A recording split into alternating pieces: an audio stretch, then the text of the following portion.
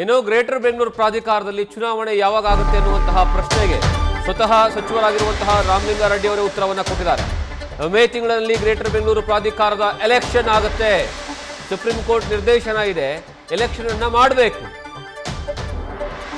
ಹಾಗಾಗಿ ನಾವು ಮೇ ತಿಂಗಳಿನಲ್ಲಿ GBA ಚುನಾವಣೆ ನಡೆಯುತ್ತೆ ಅದು ಅಂತ ಸಾರಿಗೆ ಮತ್ತು ಮುಜರಾಯಿ ಸಚಿವರಾಗಿರುವಂತಹ ರಾಮಲಿಂಗಾರೆಡ್ಡಿ ಅವರು ಹೇಳಿಕೆಯನ್ನು ಕೊಟ್ಟಿದ್ದಾರೆ. GBA ಮೇ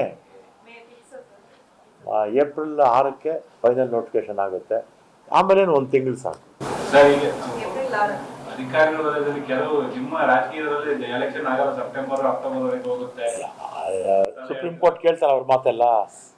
ಸುಪ್ರೀಂ ಕೋರ್ಟ್ ಯಾರ ಮಾತು ಕೇಳಲ್ಲ. ಬಾಂಬೆನಲ್ಲಿ ಇದೇ ರೀತಿ ಮುಂದಕ್ಕೆ ಹೋಗ್ತಾ ಇತ್ತು.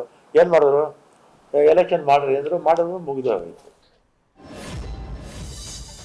ರಾಮಲಿಂಗಾರೆಡ್ಡಿ ಅವರು ಹೇಳಿರೋ ಹಾಗೆ ಈಗಾಗಲೇ GBA ಅಂದ್ರೆ ಗ್ರೇಟರ್ ಬೆಂಗಳೂರು ಪ್ರಾಧಿಕಾರ ಯಾವಾಗ ಚುನಾವಣೆ ಆಗುತ್ತೆ ಅನ್ನುವಂತಹ ಪ್ರಶ್ನೆ ಬಹಳಷ್ಟು ವರ್ಷಗಳಿಂದಲೇ ಕಾಡ್ತಾ ಇತ್ತು. ಕಾರಣ ಏನು ಅಂದ್ರೆ ಈ ಸರ್ಕಾರ ಬಂದ ಮೇಲಾದರೂ ಹೊಸದಾಗಿ ಈ ಒಂದು GBA ಬಂದ ಆದಮೇಲೆ ಆದರೂ ಚುನಾವಣೆ ಮಾಡ್ತಾರಾ ಇಲ್ಲ ಅಂತೇಳಿ, ಆದರೆ ಸುಪ್ರೀಂ ಕೋರ್ಟ್ ಪದೇ ಪದೇ ಛೀಮಾರಿ ಹಾಕುವಂತಹ ಕೆಲಸವನ್ನ ಮಾಡ್ತಾನೆ ಇತ್ತು. ಈಗ ಅಂತಿಮವಾಗಿ ಚುನಾವಣೆ ಯಾವಾಗ ಬರುತ್ತೆ ಅನ್ನೋದಕ್ಕೆ ಸ್ವತಃ ಸಚಿವರಾಗಿರುವಂತಹ ರಾಮಲಿಂಗಾರೆಡ್ಡಿ ಅವರು ಉತ್ತರವನ್ನು ಕೊಟ್ಟಿದ್ದಾರೆ. ಬಹುಶಃ ಏಪ್ರಿಲ್ 6ನೇ ತಾರೀಕು ಆ ಸಂದರ್ಭದಲ್ಲಿ ಏನಂದ್ರೆ ನೋಟಿಫಿಕೇಶನ್ ಆಗುತ್ತೆ.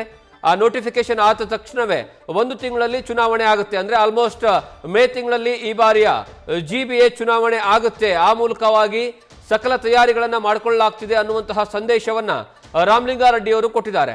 ಬಹಳಷ್ಟು ಜನರಿಗೆ ಕುತೂಹಲ ಇತ್ತು.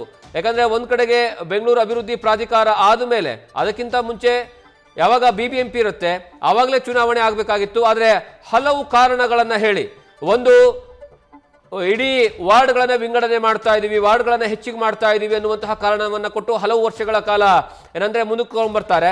ಅದಾದ್ಮೇಲೆ GBA ಪ್ರಾಧಿಕಾರ ಯಾವಾಗ ಬರುತ್ತೆ, ಅದಾದ್ಮೇಲೂ ಸಹ ಏನಂದ್ರೆ ಚುನಾವಣೆ ಮಾಡೋದಕ್ಕೆ ಹಿಂದೇಟು ಹಾಕ್ತಾ ಇರುವಂತಹ ಸಂದರ್ಭದಲ್ಲಿ ನೇರವಾಗಿ ಈಗ ಸುಪ್ರೀಂ ಕೋರ್ಟ್ ಮಧ್ಯಸ್ಥಿಕೆ ಬಂದಿರುವಂತಹ ಹಿನ್ನೆಲೆ ಈಗ ಚುನಾವಣೆ ದಿನಾಂಕ ಬಹುತೇಕ ಮೇ ತಿಂಗಳಿನಲ್ಲಿ ಬರುತ್ತೆ ಅನ್ನುವಂತಹ ವಿಚಾರವನ್ನ ರಾಮಲಿಂಗಾರೆಡ್ಡಿ ಅವರು ಹೇಳಿದ್ದಾರೆ. ಆ ಮೂಲಕವಾಗಿ ಬೆಂಗಳೂರಿನಲ್ಲಿ ಜನಪ್ರತಿನಿಧಿಗಳೇ ಇಲ್ಲದೆ ಇರುವಂತಹ ರೀತಿಯಲ್ಲಿ ವಾರ್ಡ್ಗಳಿದ್ವು.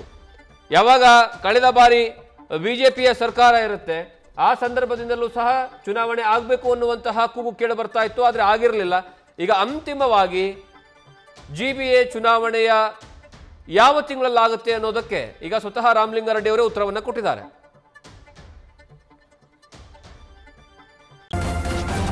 ನ್ಯೂಸ್ ಫಸ್ಟ್ ನಿರ್ಭೀತಿಯಿಂದ ನಿಮ್ಮ ಪರವಾಗಿ.